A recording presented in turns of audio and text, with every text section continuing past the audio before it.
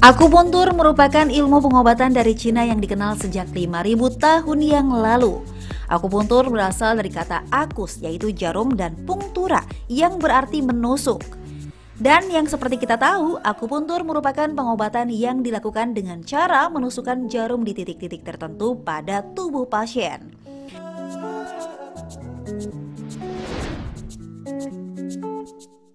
Akupunktur dapat dilakukan pada bayi sangat muda di usia 2 hari sampai orang tua berusia 90 tahun. Pada tahun 1958 di Cina, akupuntur analgesi digunakan untuk meringankan rasa sakit pasca operasi pembedahan. Akupuntur analgesi juga aman dengan efek samping yang sedikit.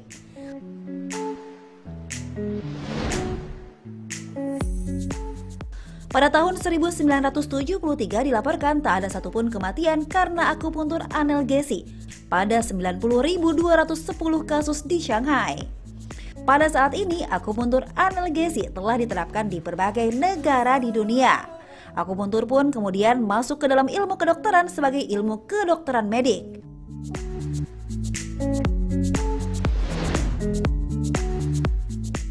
Sejak tahun 1967, Departemen Kesehatan secara rutin mengirimkan dokter-dokter untuk mengikuti pendidikan spesialis akupuntur di Rumah Sakit Cipto Mangunkusumo. Di rumah sakit ini, akupuntur analgesi pertama kali dilakukan pada tahun 1980 oleh Dr. Husniah RTH Akib dan Dr. Biran Afandi. Pada tahun 1989, WHO pun menerapkan silabus mengenai pendidikan akupuntur untuk dokter dan pedoman penelitian akupuntur. Kemudian pada tahun 2002, WHO merekomendasikan semua negara anggotanya untuk mengintegrasikan akupuntur ke dalam sistem kesehatan nasional.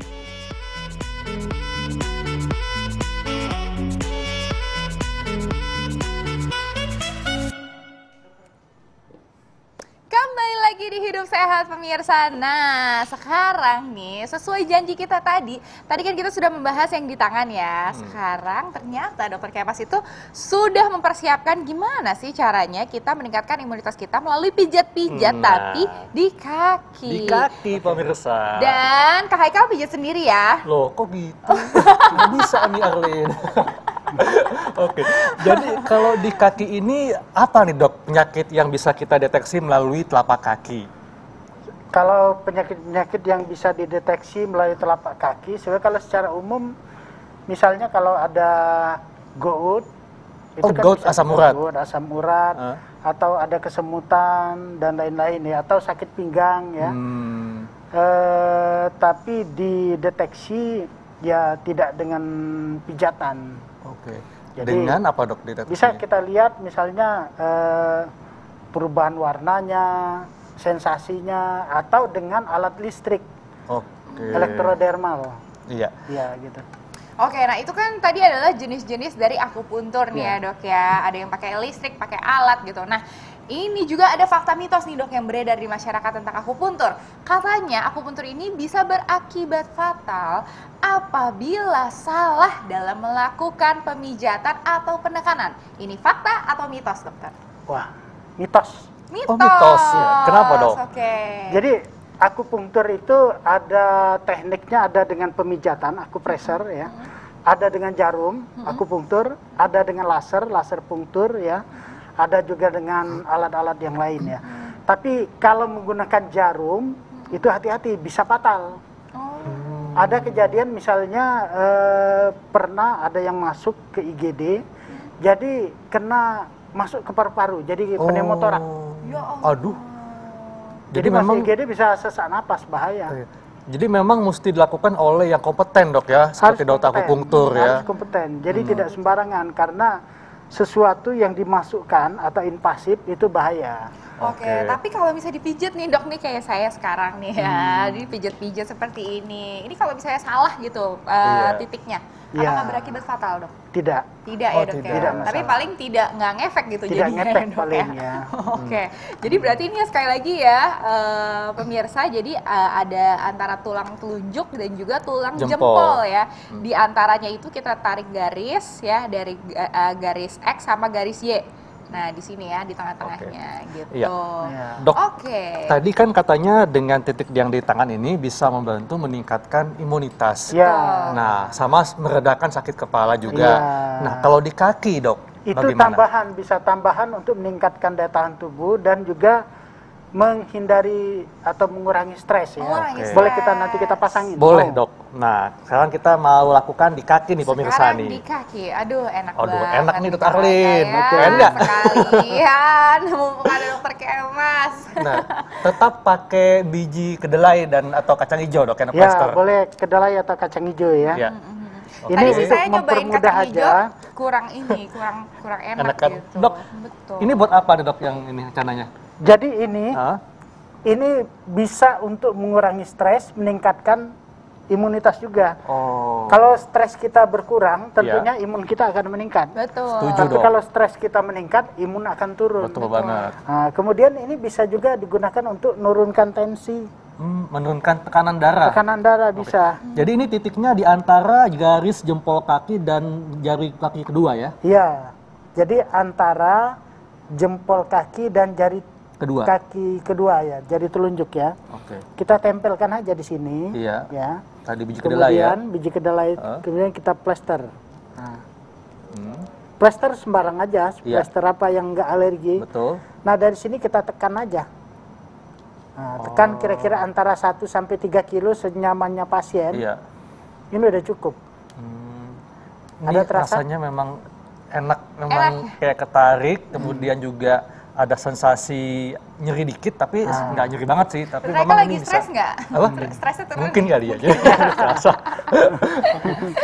Ya, Dok. Jadi ini memang apakah ada pengaruhnya dengan besarnya biji tadi, Dok? Ini kan pakai biji kedelai, lebih Iya, terasa. iya, Kalau biji iya. kacang hijau, kata Arlin nggak begitu terasa ya? Iya, Iya. tadi saya rasainnya yang kacang hijau kurang ini. Kacang hijau itu sebetulnya biasa untuk di daerah telinga. Oh. Kalau di daerah situ lebih enak Pakai kacang kedelai. kedelai lebih besar. Iya. Oke.